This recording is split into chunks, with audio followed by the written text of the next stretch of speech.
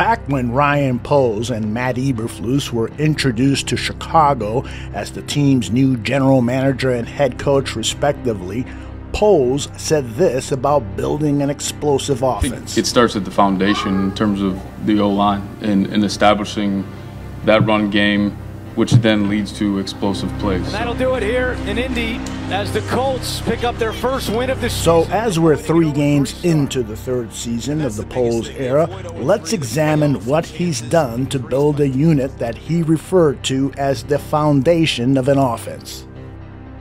First, these were the offensive linemen from the 2021 season. Today, only 2 remain. Larry Borum, who is currently on injured reserve and was expected to be the team's backup swing tackle, and the often injured Tevin Jenkins. In Poles' first free agency period, the only significant acquisition for the line was Lucas Patrick. His first season was injury-filled and he started only 5 games. The following season, he started 15 games and his performance was insufficient to be re-signed for this season. In the 2022 NFL Draft. When the draft came, Poles did not have a first-round pick, but had 2 second-rounders that he devoted to Kyler Gordon and Jaquan Brisker.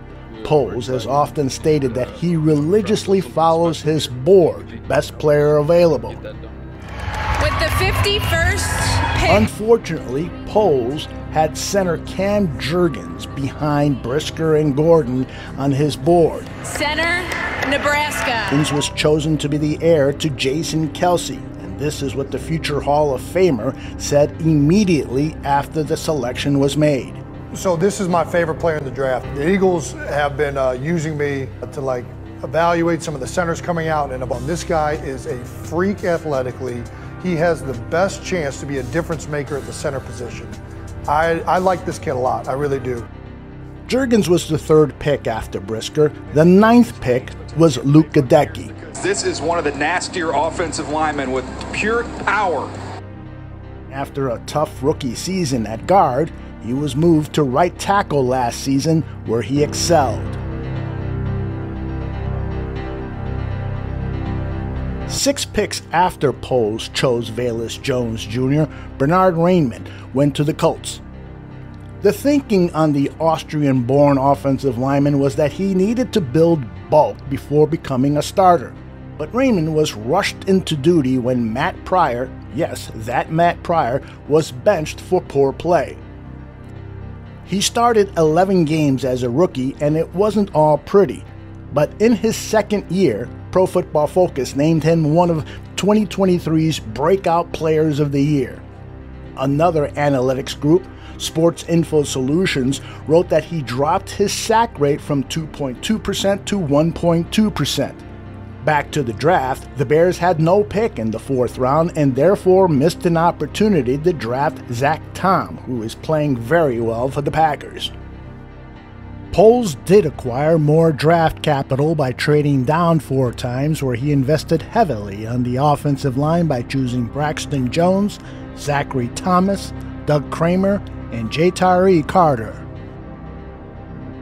Jones has been the starter at left tackle since his rookie season. To the left, pitch left, and flashing it out in front with Braxton Jones. And while he demonstrates great athletic traits, he's been unable to handle bull rushes, and fans are wondering how much longer they will have to see Jones being pushed back into their quarterback.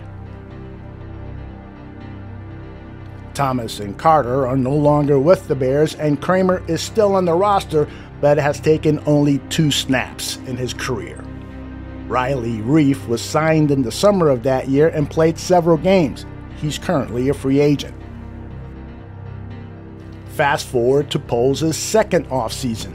In free agency, he signed Nate Davis, who has inarguably been ineffective at right guard.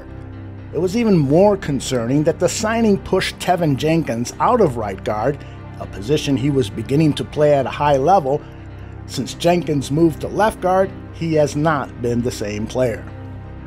The Chicago Bears select Darnell Wright, offensive tackle. In the draft, Poles made his biggest acquisition for the offensive line, Darnell Wright. As a rookie, Wright showed some promise, but was inconsistent. That inconsistency is still evident after 3 games this season.